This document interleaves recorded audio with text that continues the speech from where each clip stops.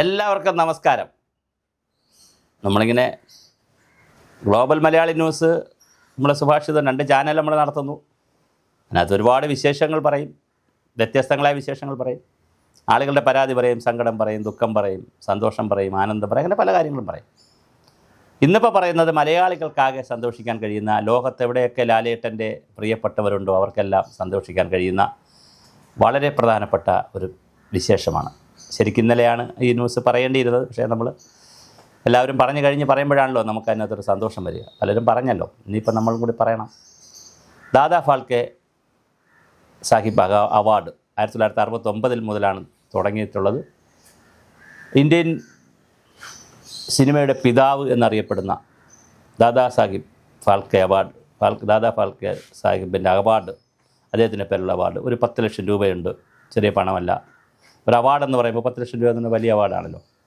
1 ലക്ഷം ആയാൽ പോലും വലിയ അവാർഡാണ്. 10 ലക്ഷം രൂപയുണ്ട്.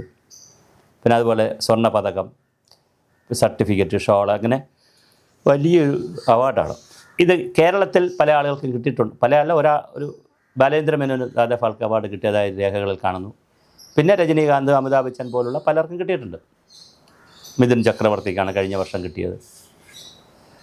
എന്തായാലും വലിയ രീതിയിലാണ് ഇതിനെ സംബന്ധിച്ച് വാർത്തകൾ വന്നുകൊണ്ടിരിക്കുന്നത്. മോഹൻലാലിനെ കുറിച്ച് മഞ്ഞിൽ വിരിഞ്ഞ പൂക്കളിലൂടെ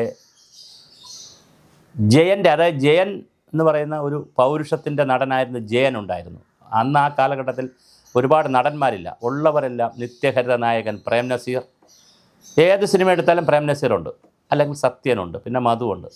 ഒന്നാം കിട പ്രേം നസീർ തന്നെയാണ്. എന്നാൽ മറ്റൊരു തലത്തിൽ, രണ്ടാം കിട അല്ലെങ്കിലും മറ്റൊരു തലത്തിൽ ഒന്ന് ആയിട്ടൊക്കെ നിൽക്കുന്നത് തന്നെയാണ് മധുവും സത്യനും ഒക്കെ. പക്ഷേ പ്രേം നസീറാണ് ഒന്നാമൻ. അത് കഴിഞ്ഞൊരു കാലം കഴിഞ്ഞപ്പോൾ ജയൻ വന്നു. പൗരുഷത്തിൻ്റെ ഒരു ശബ്ദമായിട്ട്, സീമയുമായിട്ടൊക്കെ ചേർന്നുകൊണ്ടുള്ള, നടി സീമയുമായിട്ട് ചേർന്ന്, ജയഭാരതിയുമായിട്ടൊക്കെ ചേർന്നിട്ടുള്ള ഒരുപാട് സിനിമകൾ വന്നു. ജയൻ്റെ വലിയ കോളിളക്കം സൃഷ്ടിച്ച സിനിമകൾ വന്നു. ഒരു കോളിളക്ക സിനിമയിലൂടെ ഷൂട്ടിങ്ങിലാണ് അദ്ദേഹം പോകുന്നത്. അത് ട്രാപ്പാണെന്നൊക്കെ പറയുന്നുണ്ട്. ഡൂപ്പ് വെച്ച് ചെയ്യാതെ അദ്ദേഹത്തെ കൊണ്ട് ആവേശം കയറ്റി ചെയ്യിച്ചതാണ്, അത് ഒരു കൊലപാതകം എന്നാണെന്നൊക്കെ പറയുന്നു. പക്ഷേ ഒന്നും തെളിയിക്കപ്പെട്ടിട്ടില്ല.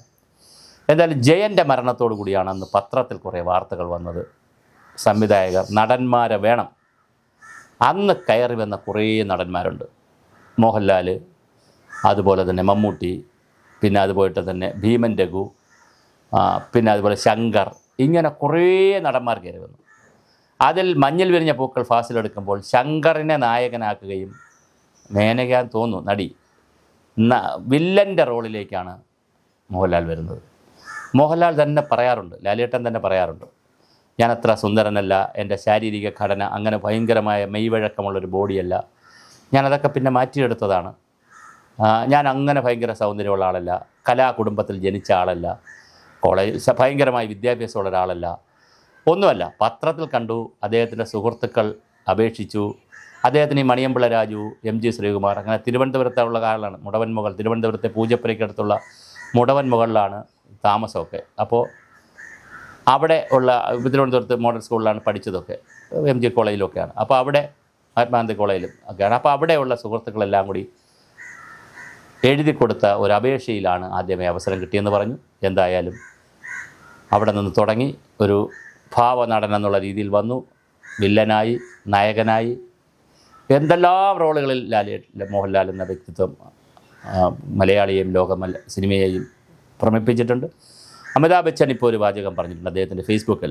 അമിതാഭ് ബച്ചനും ആരാധനയുള്ള ഒരു വ്യക്തിത്വമാണ്. അമിതാഭ് ബച്ചനും മോഹൻലാലിൻ്റെ ആരാധകനാണ് എന്ന് പറയുമ്പോൾ ദാദാ ഫാൽക്കെ അവാർഡിനേക്കാൾ വലിയ അംഗീകാരമാണ് മോഹൻലാലിന് ഈ വാക്കുകൾ കൊണ്ട് ആളുകൾ പറഞ്ഞിരിക്കുന്നത്. എന്തായാലും ലാലേട്ടന് നമ്മുടെ ചാനലിൻ്റെ വകയിൽ പ്രത്യേക അഭിനന്ദനങ്ങൾ. ഇനിയും ഒരുപാട് വ്യത്യസ്തമായ സിനിമകൾ, കലാരൂപങ്ങൾ അദ്ദേഹത്തിൽ നിന്ന് വരട്ടെ. ബിഗ് ബോസിൽ അദ്ദേഹം ഒരു ഗസ്റ്റായി അദ്ദേഹം അത് കോർഡിനേറ്റ് ചെയ്തിട്ടുണ്ട്, ചീഫ് ഗസ്റ്റായിട്ട് വന്നിട്ടുണ്ട്. ഇനിയും വ്യത്യസ്തങ്ങളായ പരിപാടികൾ, അതുപോലെ സിനിമകൾ ലാലേട്ടനിൽ നിന്ന്, മോഹൻലാലിൽ നിന്നുണ്ടാകട്ടെ.